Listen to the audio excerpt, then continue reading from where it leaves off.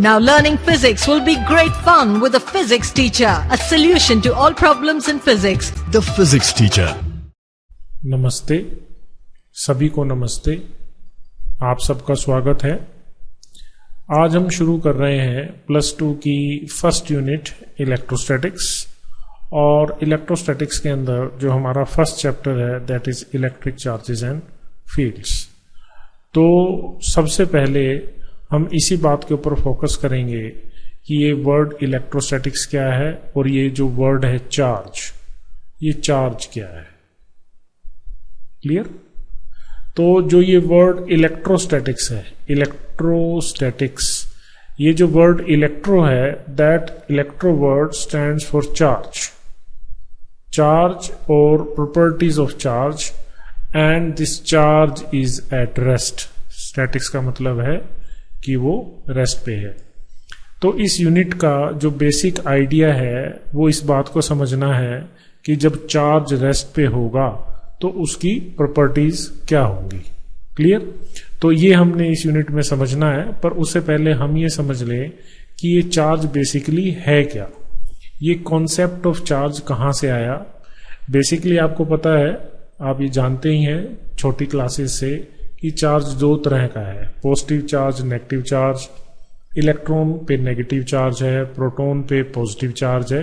तो ये सब बेसिक कुछ बातें आपको पता है, बट ये हमें पता कैसे चला कि प्रोटॉन पे पॉजिटिव है, इलेक्ट्रॉन पे नेगेटिव है, या हमने इनको ये साइन असाइन किए हुए हैं पॉजिटिव और नेगेटिव, या जहां पे पॉजिटिव और नेगेटिव दोनों इक्वल होते हैं, क्लियर, उसको हम न्यूट्रल भी कहते हैं। जैसे एटम को आपने पढ़ा है कि एटम न्यूट्रल है, जिसके न्यूक्लियस के अंदर पॉजिटिव चार्ज है और उसके चारों तरफ इलेक्ट्रॉन्स हैं, और जो टोटल चार्ज है एटम का वो 0 है। आयंस का कुछ ना कुछ चार्ज होता है।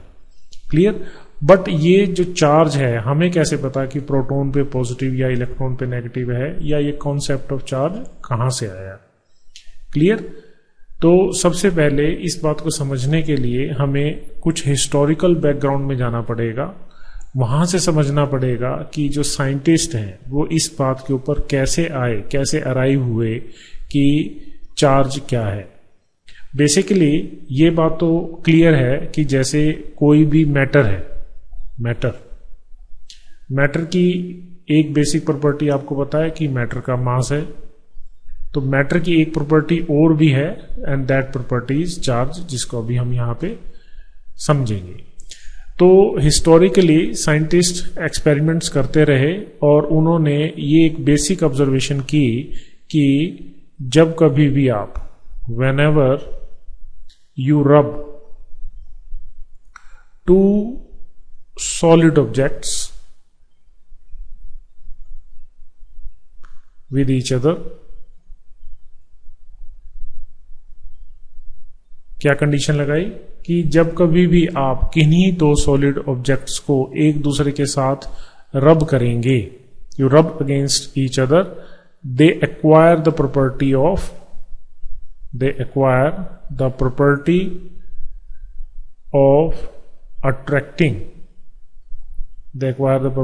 Attracting light objects. क्लियर? तो ये चीज आपने करके भी देखी होगी। जैसे अब गर्मियों के दिन हो तो जब आप कॉम्ब करते हैं, जो अपने हेयर पे ऑयल नहीं लगाते हैं तो उनके बाल ड्राई हैं, तो जब वो कॉम्ब करते हैं तो जैसे ही कॉम्ब को इधर उधर मूव करेंगे तो हेयर्स उनके साथ क्लिंग करते हैं। या जब आप छोटे रहे होंगे, शायद अब भी आप करते होंगे, कि जब आप कोई भी नई बुक परचेज करते हैं तो जो उस बुक के ऊपर जो पतली पॉलीथीन की कवर रहती है, जब आप उसको खींच दें या उसको फाड़ दें तो वो पॉलीथीन का कवर आपको आपके हाथ से, आपकी बॉडी से चिपक जाता है। या आपने इलेक्ट्रोस्टैटिक डस्टर देखा हो, इस तरह का एक डस्टर है, तो उसके ऊपर ब्रिसल्स होते हैं इस तरह की। तो आप क्या करते हैं, अगर उन ब्रिसल्स को आप किसी पॉलीथीन से रब करें और सोफा की साइड में या अनरीचेबल प्लेसेस पे इसको इमर्स करें, तो ये क्या करेगा, ये अपने साथ डस्ट और छोटे छोटे पार्टिकल्स को चिपका लेगा। तो इसको यूज करने से पहले आप क्या करते हैं, इसके ऊपर एक पॉलीथीन कवर होगा, उस पॉलीथीन कवर के अंदर आप इसका टू एंड फ्रो मोशन करेंगे, इसको रब करेंगे, और इसके पास एक प्रॉपर्टी आ जाएगी जिसकी वजह से ये इन छोटे छोटे पार्टिकल्स को अपने साथ क्लिंग कर लेगा। या आपने ये भी करके देखा होगा कि आपका जो पेन है जिससे आप लिख रहे हैं, अगर आप इनको अपने हेयर्स के साथ रब करते हैं, क्लियर, और इनको कागज के छोटे छोटे टुकड़ों के पास ले जाएं, तो आप ये ऑब्जर्व करेंगे कि ये छोटे छोटे टुकड़े जो हैं वो इस पेन की तरफ अट्रैक्ट होते हैं। तो ये बेसिक ऑब्जर्वेशन की हिस्टोरिकली आपको भी एक्सपीरियंस है, आप भी करके देख चुके हैं। नहीं कभी किया तो आप करके देख लें कि जब आप इस तरह से करेंगे तो जिन ऑब्जेक्ट्स के पास ऐसी प्रॉपर्टी नहीं थी, कैसी, अट्रैक्ट करने की प्रॉपर्टी नहीं थी, रबिंग करने के बाद उनके पास ऐसी प्रॉपर्टी आ गई। तो रबिंग करने के बाद का मतलब क्या है? बेसिकली आपने जब किन्हीं दो चीजों को रब किया तो आप उन दो चीजों को क्या लेके आए? First you have to bring them in contact, and when you rub them against each other, basically what you are doing, you are causing friction to play इन।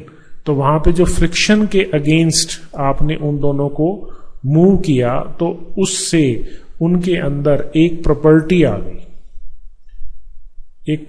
आ गई, उस प्रॉपर्टी का नाम हमने क्या रख दिया?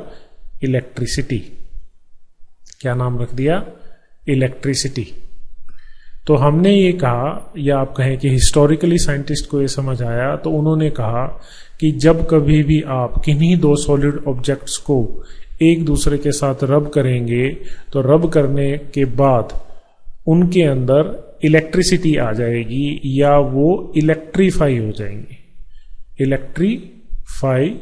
जाएंगे, they will get electrified, clear. और इस इलेक्ट्रिफिकेशन का कॉज क्या है? इस इलेक्ट्रिफिकेशन का कॉज है फ्रिक्शन। तो इसको नाम दिया उन्होंने फ्रिक्शनल इलेक्ट्रिसिटी, क्लियर। तो इसको कंक्लूड करें तो हम ये कह सकते हैं कि जब कभी भी आप किन्हीं दो सॉलिड ऑब्जेक्ट्स को एक दूसरे से रब करेंगे तो उनके अंदर फ्रिक्शनल इलेक्ट्रिसिटी आ जाएगी। या हम इसको फिर फर्दर कहेंगे कि हमने उनको क्या कर दिया? चार्ज कर दिया। हमने उनको क्या कर दिया? इलेक्ट्रीफाई कर दिया या चार्ज कर दिया। तो बेसिकली जिस प्रॉपर्टी को अब हमने यहां पे पढ़ना है वो ये है कि अगर किसी भी चीज के ऊपर चार्ज होगा तो वो ऐसा कुछ बिहेवियर दिखाना शुरू कर देगा। तो जिस ऑब्जेक्ट के पास चार्ज होगा वो लाइट ऑब्जेक्ट्स को अपनी तरफ अट्रैक्ट करेगा, और क्या क्या करेगा ये अब हम आगे देखेंगे। बट ये एक बेसिक प्रॉपर्टी है इलेक्ट्रीफाइड चीजों की, मतलब चार्ज ऑब्जेक्ट्स की। तो जिसको अब आप चार्ज कह रहे हैं या जो आप चार्ज समझ रहे हैं, तो उसको यहां से समझना शुरू करें कि ये एक ऑब्जेक्ट की, मतलब मैटर की प्रॉपर्टी है, क्लियर। अगर वो इलेक्ट्रीफाई होगा तो वो कुछ प्रॉपर्टीज शो करेगा, क्लियर। तो यहां से हमें ये बात तो पता चल गई कि अगर हम किन्हीं दो सॉलिड ऑब्जेक्ट्स को रब करते हैं तो उनके अंदर इस तरह की प्रॉपर्टी आएगी। अब जो नेक्स्ट क्वेश्चन है कि क्या रब करने से एक ही तरह की प्रॉपर्टी आएगी या अलग अलग तरह की प्रॉपर्टी आएगी। So next topic is types of electricity, कि ये चार्जिंग एक ही तरह की होती है या अलग अलग तरह की भी हो सकती है, इसको समझते हैं। तो इस बात को समझने के लिए एक्सपेरिमेंट्स किए गए, और उस एक्सपेरिमेंट्स में से एक एक्सपेरिमेंट जो आपने छोटी क्लासेस में से भी पढ़ा है, पर हमको यहाँ पे कुछ समझने के लिए उसको थोड़ा रिव्यू करना पड़ेगा, तो मैं उसको बना रहा हूं।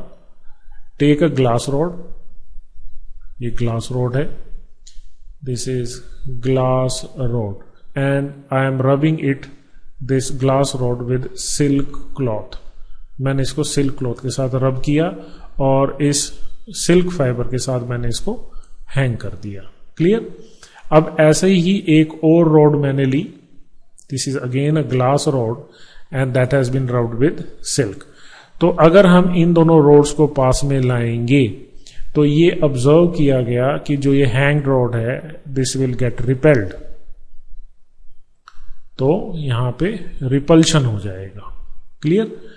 अब एक और एक्सपेरिमेंट किया, इसी तरह से आप एक एबोनाइट रॉड लें, एबोनाइट रॉड।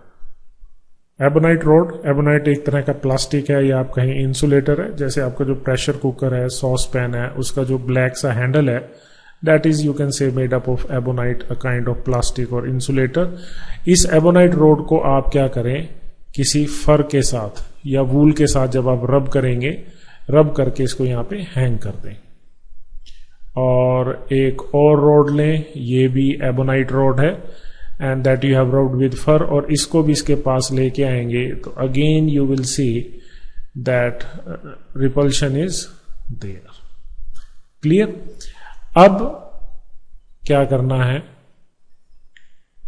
ये वाली ग्लास रॉड जिसको आपने सिल्क क्लॉथ के साथ रब किया हुआ है, this is glass rod that is rubbed with silk cloth, और इसके पास अब आप क्या करेंगे, ये वाली एबोनाइट रॉड लेके आएंगे। This is ebonite rod and that has been rubbed with fur. तो जैसे ही आप इस एबोनाइट रॉड को इस ग्लास रॉड के पास लेके आएंगे, यू विल सी अट्रैक्शन। तो आप किन्हीं भी दो डिफरेंट सॉलिड ऑब्जेक्ट्स को, आई एम रिपीटिंग, आप किन्हीं भी दो डिफरेंट सॉलिड ऑब्जेक्ट्स को जब एक दूसरे के पास लाएंगे रब करने के बाद, तो या तो वो रिपल्शन शो करेंगे या वो अट्रैक्शन शो करेंगे। दो ही तरह की ऑब्जर्वेशंस होंगी, या तो रिपल्शन या अट्रैक्शन। इसका मतलब क्या है कि दो ही तरह की प्रॉपर्टी अचीव की होंगी।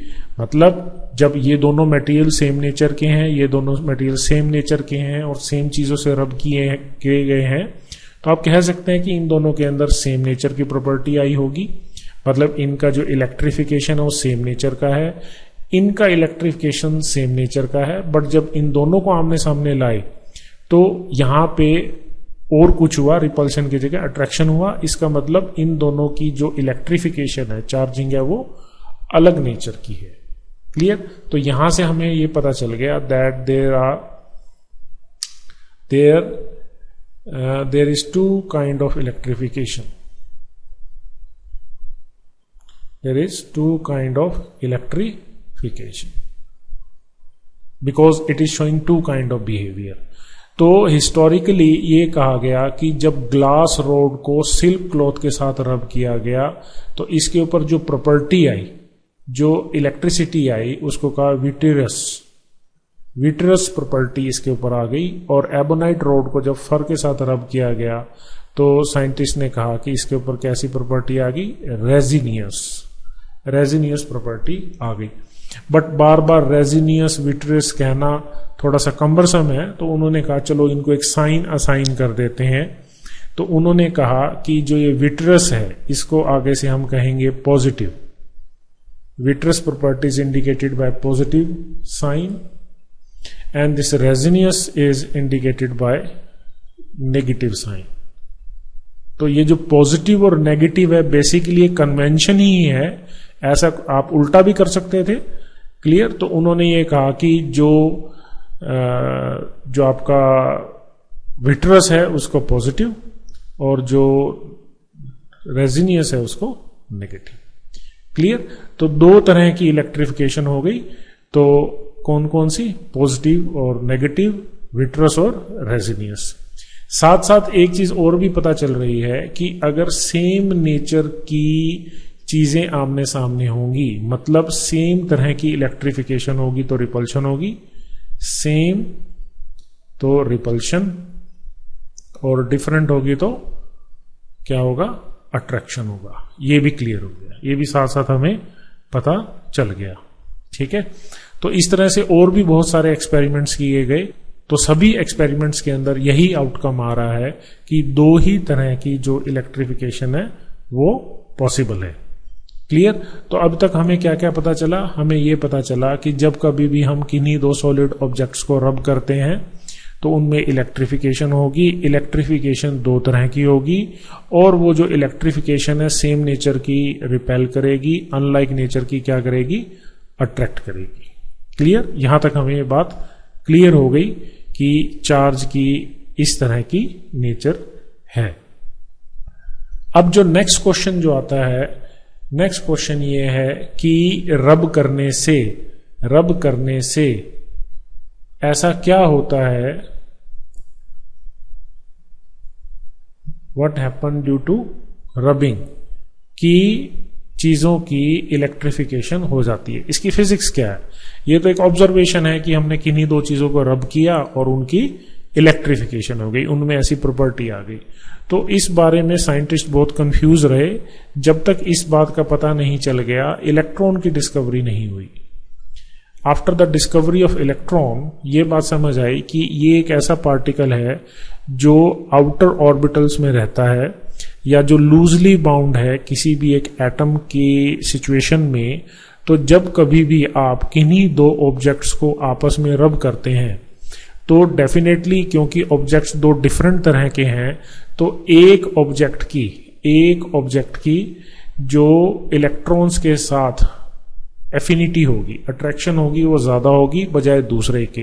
तो जिसके इलेक्ट्रॉन स्ट्रांगली बाउंडेड है टुवर्ड्स द मैटर ही कहें सिंपली, और जिसके इलेक्ट्रॉन्स लूज हैं, तो जिसके टाइटली बाउंड है वो तो इलेक्ट्रॉन छोड़ेगा नहीं, और जब आप दोनों को रब करेंगे जिसके लूजली बाउंड है, सपोज O2 के लूजली बाउंड है, तो ये जो नेगेटिवली चार्ज पार्टिकल्स हैं ये इससे इसके अंदर चले जाएंगे। तो जब हमें ये इलेक्ट्रॉन का कॉन्सेप्ट क्लियर हुआ तो हम ये कहेंगे कि जिसमें से इलेक्ट्रॉन निकले, इलेक्ट्रॉन को हमने देखा और कहा कि ये नेगेटिवली चार्ज पार्टिकल है।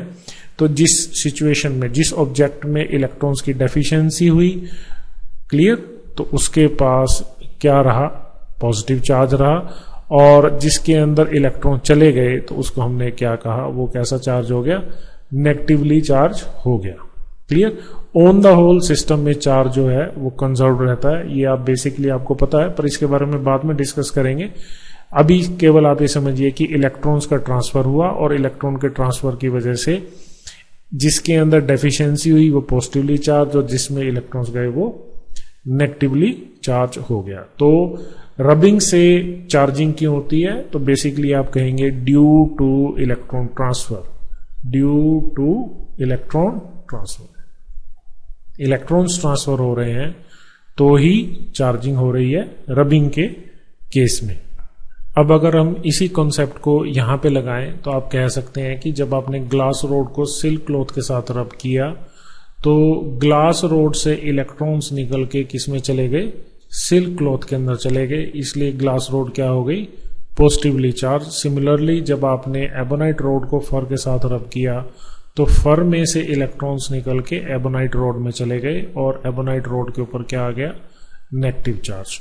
तो यहां से अब हम ये समझ सकते हैं कि बेसिकली जो चार्जिंग है, चार्जिंग का मतलब क्या है, अगर हम कहें कि नेगेटिव चार्ज है या पॉजिटिव चार्ज है तो आप उसको इलेक्ट्रॉन की टर्म में अगर कहें तो नेगेटिवली चार्ज ऑब्जेक्ट्स के पास एक्सेस इलेक्ट्रॉन्स हैं, क्लियर, और जिनको अब हम आप कहेंगे पॉजिटिवली चार्ज ऑब्जेक्ट्स, तो उनके पास कुछ डेफिशिएंट इलेक्ट्रॉन्स हैं।